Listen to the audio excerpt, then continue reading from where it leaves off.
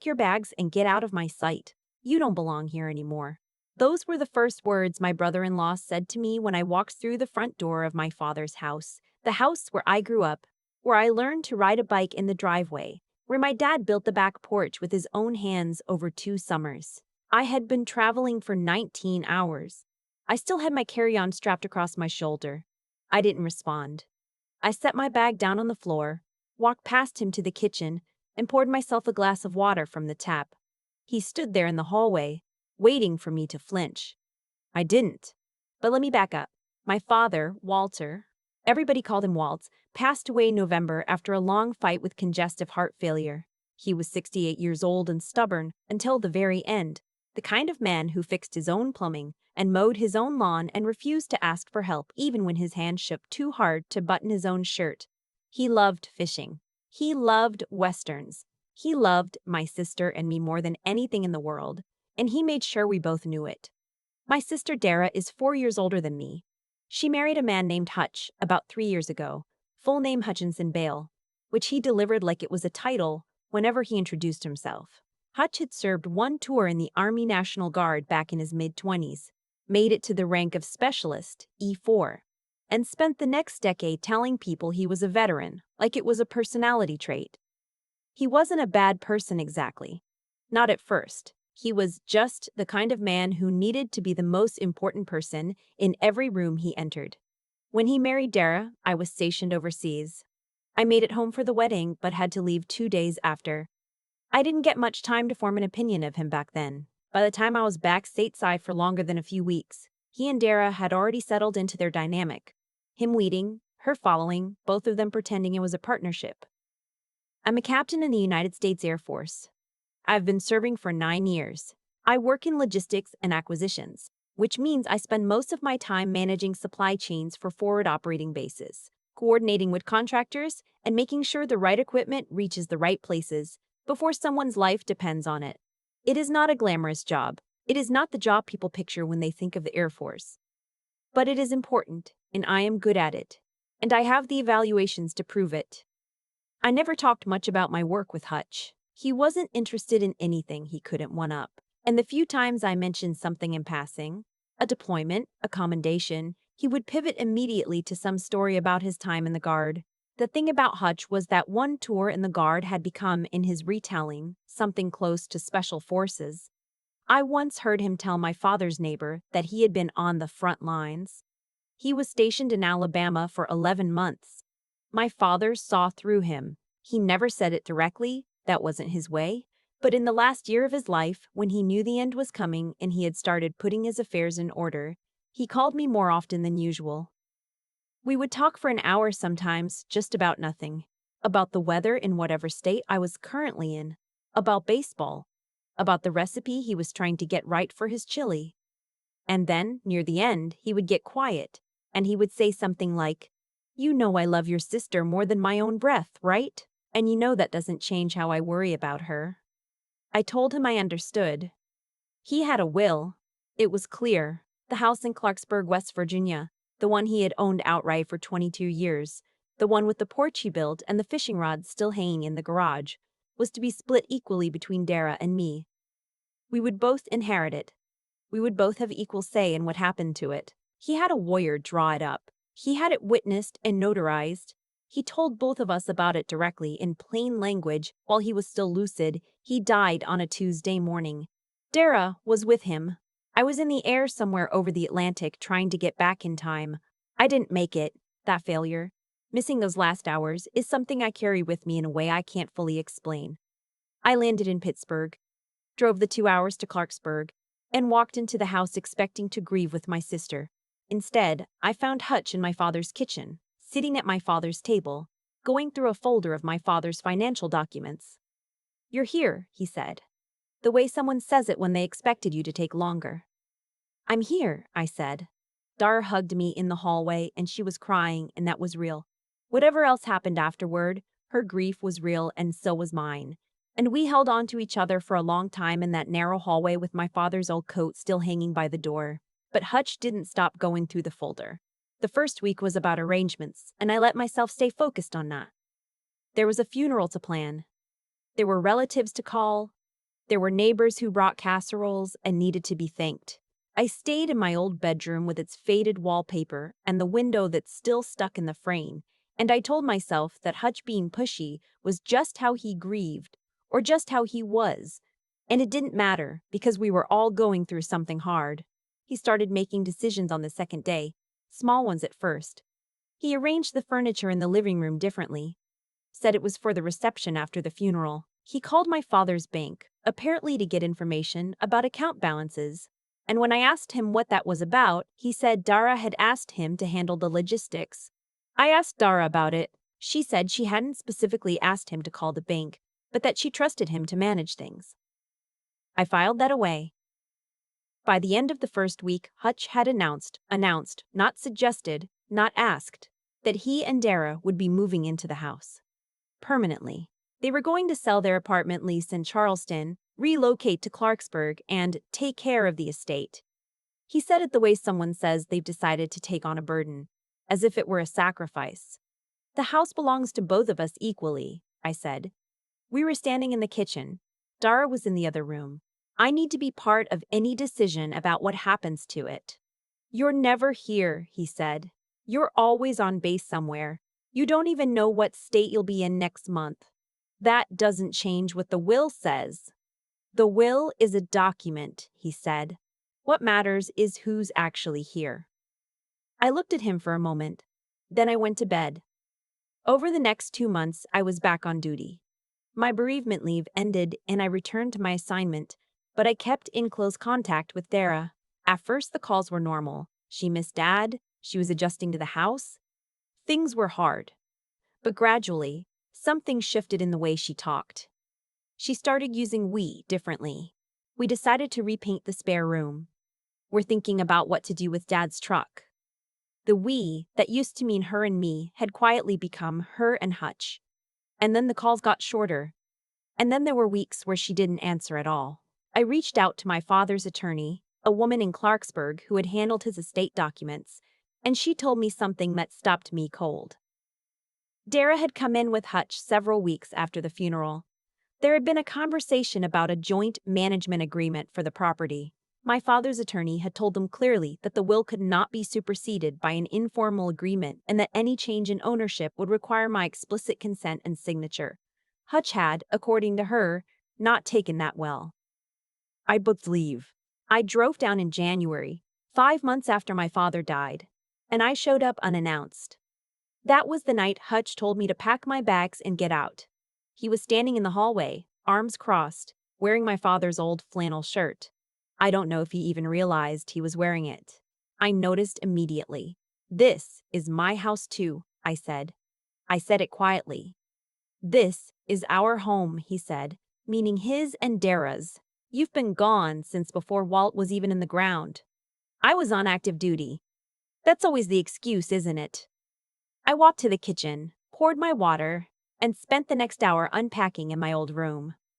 Hutch stood outside the door at one point and told me I was being disrespectful.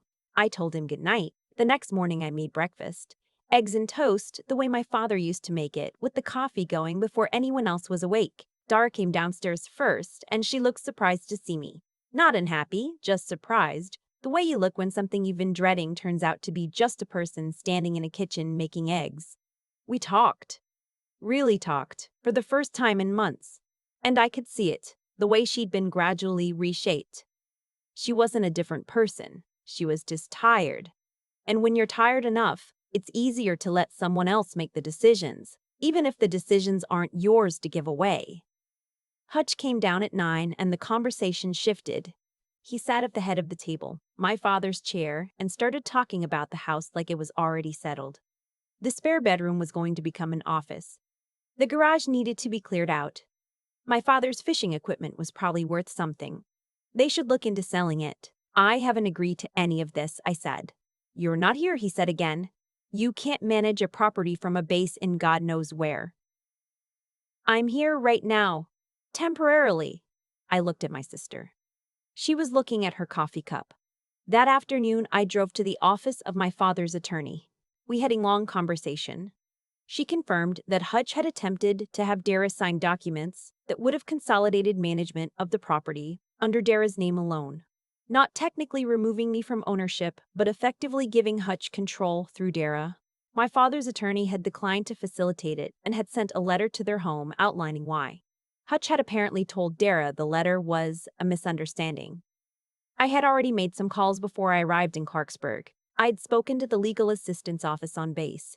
Every installation has one, staffed by JAG officers who help service members with exactly these kinds of civil legal matters. They had reviewed the will, confirmed my rights as a co-owner, and drafted a letter of my own that clearly stated my position and my intentions if those rights were interfered with. I also had a conversation with a civilian attorney in Clarksburg who specialized in property disputes. She was ready to file if it came to that. And I had requested and received an updated copy of my service record and official documentation of my rank and commendations. Not because I needed to wave it around, but because I had learned in 9 years of working with men like Hutch that sometimes you need to show your hand in a way that leaves no room for interpretation. That evening, Hutch decided to have the conversation he'd been building toward all day. He came into the living room while I was reading and sat down across from me with the energy of someone who'd rehearsed. "Look," he said, "I respect your service. I do. I was military too, so I understand the life. But you need to understand that Dara and I have been here. We've been managing this. You show up, you haven't been present, and now you want to have equal say." "I have equal say because it's in the will," I said. "That's not something I want. It's something that exists. Wills can be contested. They can be. That's an expensive road." He looked at me for a moment. Something flickered across his face. A recalibration. "I just want what's best for this family," he said, softer now. "So do I." Dara was sitting on the couch. She'd been quiet through most of this, and I had been patient with that because I understood it wasn't cowardice, it was exhaustion, and maybe some guilt about choices she'd let happen without pushing back. I had been gone. That part was real. But being gone on active duty is not the same as abandonment, and I needed her to know I understood the difference between those two things without making her feel like she needed to defend me. "Dar," I said, "do you remember what Dad told us when we sat with him in the hospital the second time?" She looked up. "He said the house was for both of us. He was specific about it. He said he didn't want it to be a source of conflict. He said he trusted us to handle it like the women he raised." She was quiet for a moment. Then she said, "He did say that." Hutch started to say something and I turned to face him directly. "I want to show you something," I said. I went to my bag and came back with a folder. Inside were several documents, my official military ID, a printed copy of my service record, my most recent officer performance report, a letter from my squadron commander, and the letter from the legal assistance office on base. I set them on the coffee table and let him look. He picked up the service record first, the way people do when they want to seem like they're in control of the pace. I watched his eyes move across the page. His expression changed. He set it down. Picked up the OPR. Set that down too. "You're a captain," he said. "Yes." He was quiet for a moment. "You've been deployed 4 times. 5. Another silence. He picked up the legal letter, read it, set it down carefully, like it might do something if handled wrong. "The legal assistance office on base reviewed my father's will," I said. "My rights as co-owner are unambiguous. Any attempt to consolidate management of this property without my consent would be legally actionable. The attorney here in Clarksburg is already aware of the situation." Hutch sat very still. "I'm not here to take anything away from Dara," I said. "I'm not here to fight. I am here because this is my father's house and I am half owner of it and I will be treated as such. That's all I'm saying." He looked at my sister. She was looking at the documents on the table. "He wore your dad's shirt," I heard myself say. Quieter than I intended. I hadn't planned to say it. It just came out. Dara looked up slowly. She looked at Hutch. He was still wearing it. The old blue and green flannel, soft from years of washing, the one Dad wore on cold mornings when he made the coffee before anyone else was up. Something in her face shifted. It wasn't anger exactly. It was recognition. She reached out and picked up the service record from the table. She read through it slowly, line by line, the same way she used to read her textbooks in high school, methodical and thorough. "You've been doing all of this," she said. "This whole time." "I've been doing my job," I said. "Same as always." She set the paper down. She looked at Hutch for a long time without saying anything, and in that silence, something that had been building for months finally shifted. I could feel it like a change in pressure. "I think," she said, "we need to call the attorney tomorrow, all three of us, and figure out what's actually right." Hutch didn't argue. He nodded slowly, the way someone nods when they've just understood that the game they've been playing was never the game being played. He moved out of my father's chair. It took 3 months to work through the legal framework. There were real conversations, some of them hard, some of them long, some of them happening at the kitchen table late at night with cold coffee and old photographs spread between us. The house stayed in both our names. A formal co-ownership agreement was drafted with clear terms about decisions, expenses, and any future sale. Hutch signed it. He didn't have much choice by then. Dara and I talk every week now. Real conversations. The way we used to, not the careful short ones that had replaced them. She told me a few months later that she had known something was wrong for a long time but hadn't known how to say it, that she had felt herself disappearing a little at a time, and that watching me sit across from Hutch that evening with a folder of documents and a completely calm voice had been, in her words, like someone opening a window. My father's fishing rods are still in the garage. Nobody sold them. I went back in the spring when the days were getting longer, and I took them down from their hooks and drove to the reservoir he used to go to, the one off Route 50 that you have to know about to find. I sat on the bank for 3 hours and didn't catch a single thing, and it was exactly right, and I thought about him the whole time. Some things you protect quietly. Some things you protect with a folder of documents and a very steady voice. My father knew both kinds of strengths, and he raised me to know them too. I'm still serving. I'm still gone more than I'm home. But when I come back now, I come back to something that's still mine.